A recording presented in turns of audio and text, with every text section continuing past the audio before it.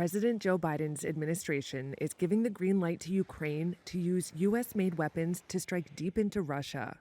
That's according to two U.S. officials and a source familiar with the decision.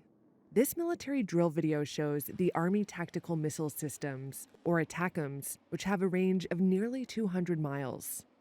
Sources say the rockets will likely be used in Ukraine's first long-range strikes, and that those attacks could happen within days. The shift marks a significant reversal of Washington's policy in the Ukraine-Russia conflict. For months, Ukrainian President Volodymyr Zelensky has been pushing to allow his country's military to use U.S. weapons to hit Russian military targets far from the border. Але удари завдають не словами. On Sunday, he said the missiles would speak for themselves. Ракети самі за себе скажуть. Russia has warned it would see looser limits on U.S. weapons as a major escalation. And one Russian lawmaker warned the decision could lead to World War III, according to the TASS news agency. Sources said the change is largely in response to Russia's deployment of North Korean ground troops to supplement its own forces. Meanwhile, President-elect Donald Trump is set to take office in about 2 months. It's not clear if he'll reverse Biden's decision, but he has long criticized the scale of U.S. aid to Ukraine and has vowed to end the war quickly, without explaining how. While some U.S. officials have expressed skepticism that allowing long-range strikes will change the war's overall trajectory, the decision could help Ukraine at a moment when Russian forces are making gains, and possibly put Kyiv in a better negotiating position when, and if, ceasefire talks happen. The White House and the State Department declined to comment. A Trump spokesperson did not immediately respond to requests for one.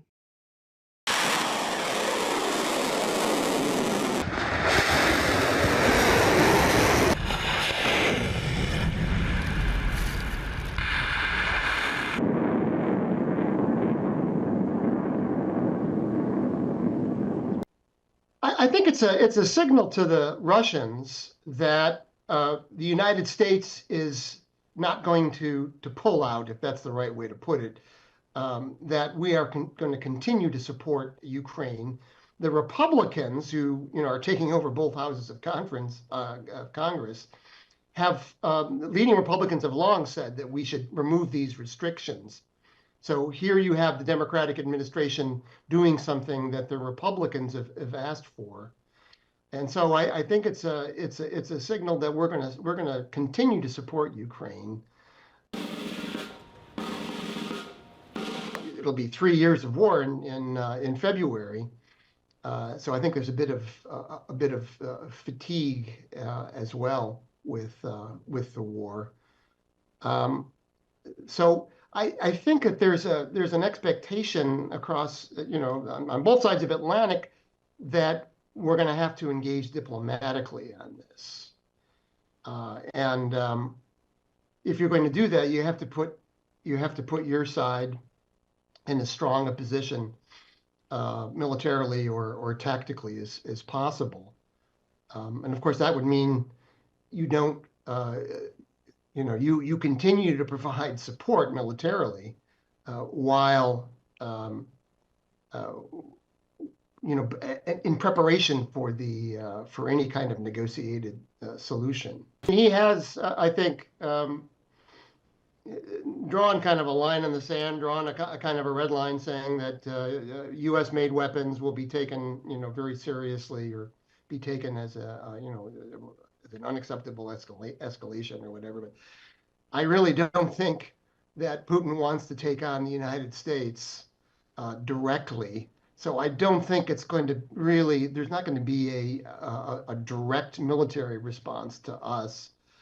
I can imagine that there will be some kind of indirect response, and that could come in the form of cyber attacks, disruption of our supply lines. I mean, there's lots of things that the Russians can do without actually attacking the United States directly. If you're talking about the eastern members, the frontline members, the Baltic states, Poland, of course, they've been calling for this for a long time, so that they will welcome this. And I think that there's been, there's been some annoyance at Washington by having this policy because there are a number of Central European countries, Germany in particular, who've been quite happy to kind of sit back or hide behind our policy. And this, I think, will put a little more pressure on them to provide some weapons that they've been unwilling to hide. It really exposes them politically now, which is not something Germany wants now, given their kind of transitional political situation.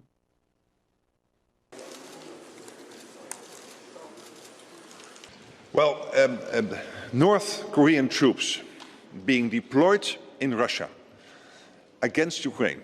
This is a significant escalation, and it makes us even more focused and determined to make sure that Ukraine has what it needs to fight off the Russians, including the North Koreans.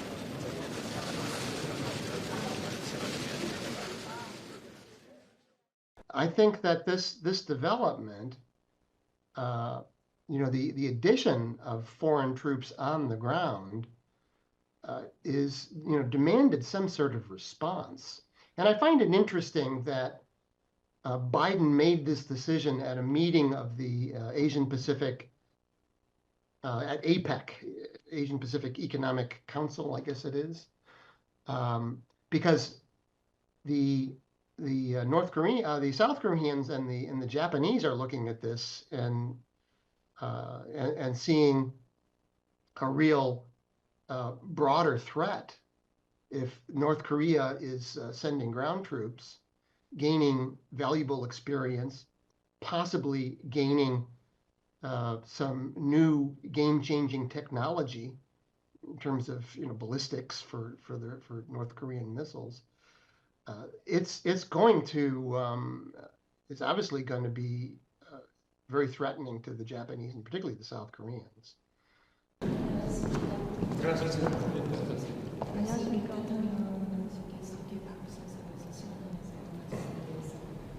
Выражаю благодарность за то, что вы, несмотря на свой плотный график работы, выделили время для встречи.